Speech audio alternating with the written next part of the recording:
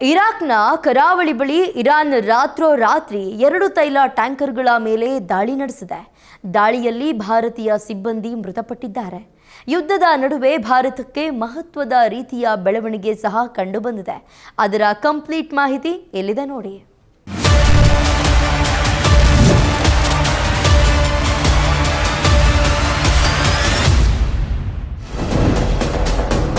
Iraq ಬಳಿ ತೈಲ tanker ಮೇಲೆ ಇರಾನ್ ದಾಳಿ. ಭಾರತೀಯ ರಾಜತಾಂತ್ರಿಕತೆಯಿಂದಾಗಿ ಟ್ಯಾಂಕರ್ ಎಂಟ್ರಿ. ಪಶ್ಚಿಮ ಏಷ್ಯಾ ಸಂಘರ್ಷ ಇನ್ನಷ್ಟು ತಾರಕಕ್ಕೇರಿದ್ದು, ಇರಾಕ್ನ ಕರಾವಳಿ ಬಳಿ ಇರಾನ್ ರಾತ್ರೋರಾತ್ರಿ 2 ತೈಲ ಟ್ಯಾಂಕರ್ಗಳ ಮೇಲೆ ದಾಳಿ ನಡೆಸಿದೆ. ಇರಾಕ್ನ ಕೋರ್ ಅಲ್ ಜುಬೈರ್ ಬಂದರಿನ ಬಳಿ ಇರಾನ್ನ ಹಡಗು ಅಮೆರಿಕದ ಒಡೆತನದ ಕಚ್ಚಾ ತೈಲ ಟ್ಯಾಂಕರ್ ಸಫಿಯಾ ವಿಷ್ಣುವನ್ನ ಗುರಿಯಾಗಿಸಿಕೊಂಡು ದಾಳಿ ಮಾಡಿದೆ. ಇದರ ಜೊತೆಗೆ ಮಾಲ್ಡೀವ್ಸ್ನ ಇನ್ನೊಂದು ಟ್ಯಾಂಕರ್ ಮೇಲೂ ದಾಳಿ ನಡೆಸಲಾಗಿದೆ. ಈ ದಾಳಿಯಲ್ಲಿ ಭಾರತೀಯ ಪ್ರಜೆ ಸಾವನ್ನಪ್ಪಿದ್ದಾನೆ.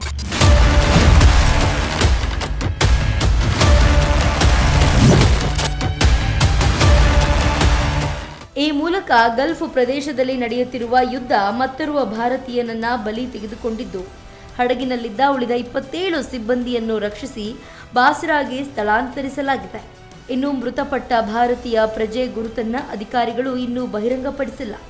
ಈ ಘಟನೆಯ ಬಗ್ಗೆ ಹಡಗು ನಿರ್ವಹಣಾ ಸಂಸ್ಥೆಯ ಮೂಲಗಳು ತೀವ್ರ ವಿಷಾದವನ್ನ ವ್ಯಕ್ತಪಡಿಸಿದ್ದು, ಜಾಗತಿಕ ಕಡಲ ಕಾರ್ಯಪಡೆಯ 15%ಕ್ಕಿಂತ ಹೆಚ್ಚು ಜನರು ಭಾರತೀಯರು ಇರುವುದರಿಂದ ಮುಂದಿನ ಯಾವುದೇ ದಾಳಿಯಲ್ಲಿ ಇನ್ನಷ್ಟು ಭಾರತೀಯ ಪ್ರಜೆಗಳು ಅಪಾಯಗಳಿವೆ ಎಂದು ಮೂಲಗಳು ಎಚ್ಚರಿಸಿವೆ.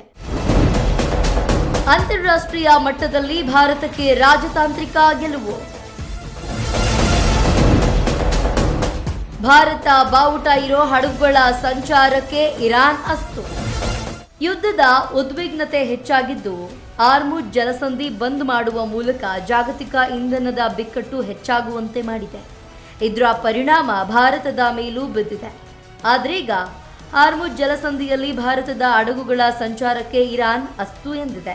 ಪರಿಣಾಮ ಭಾರತದ ತೈಲ ಟ್ಯಾಂಕರ್ಗಳ ಒಡನಾಟಕ್ಕೆ ಅವಕಾಶ ಕೊಟ್ಟಿದೆ. ಭಾರತದ ವಿದೇಶಾಂಗ ಸಚಿವ ಜೈಶಂಕರ್ ಇರಾನಿನ ವಿದೇಶಾಂಗ ಸಚಿವರೊಂದಿಗೆ ಚರ್ಚಿಸಿ ಹಾರ್ಮುಜ್ ಜಲಸಂಧಿಯ ಮೂಲಕ ಭಾರತೀಯ ತೈಲ ಸುರಕ್ಷಿತ ಸಾಗಣೆಗೆ ಇರಾನ್ ಅನುಮತಿ ನೀಡಿದೆ. ಇದರಿಂದ ಭಾರತಕ್ಕೆ ಅಂತಾರಾಷ್ಟ್ರೀಯ ಮಟ್ಟದಲ್ಲಿ ರಾಜತಾಂತ್ರಿಕ ಗೆಲುವು ಸಿಕ್ಕಿದೆ.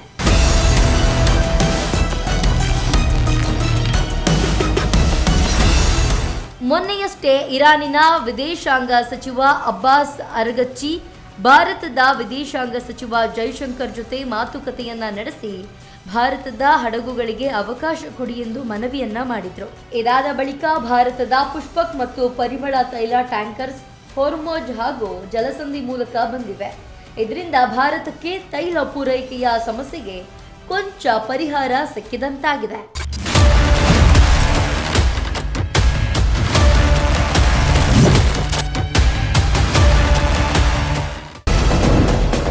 ಹೊರ್ಮುಜ್ನಲ್ಲಿ ಅಮೆರಿಕ ತೈಲ ಟ್ಯಾಂಕರ್ಗೆ ನಿರ್ಬಂಧ.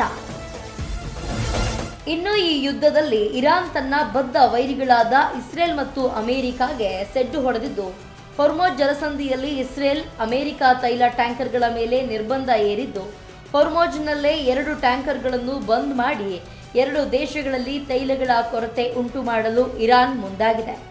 ಒಂದೆಡೆ ಹೊರ್ಮುಜ್ ಜಲಸಂಧಿಯಲ್ಲಿ ಸರಕು ಸಾಗಣೆಯನ್ನ ಪರಿಣಾಮಕಾರಿಯಾಗಿ ನಿಲ್ಲಿಸಿರುವ ಇರಾನ್, ಮತ್ತೊಂದೆಡೆ ಕೊಲ್ಲಿ ದೇಶಗಳಲ್ಲಿನ ತೈಲ ನಿಕ್ಷೇಪಗಳು ಮತ್ತು ಸಂಸ್ಕರಣಾಗಾರಗಳನ್ನ ಗುರಿಯಾಗಿಸಿ ದಾಳಿ ನಡೆಸುತ್ತಿದೆ. ಈ ಮೂಲಕ ಅಮೆರಿಕ ಮತ್ತು ಇಸ್ರೇಲ್ ಮೇಲೆ ತೀವ್ರ ಒತ್ತಡ ಹೇರುವ ಉದ್ದೇಶವನ್ನು ಇರಾನ್ ಹೊಂದಿದೆ.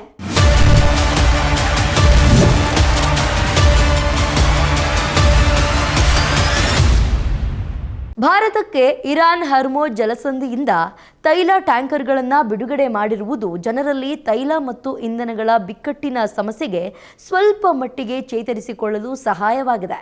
ಆದಷ್ಟು ಬೇಗ ಮೊದಲಿನ ಸ್ಥಿತಿಗೆ ಬರಬೇಕಿದೆ.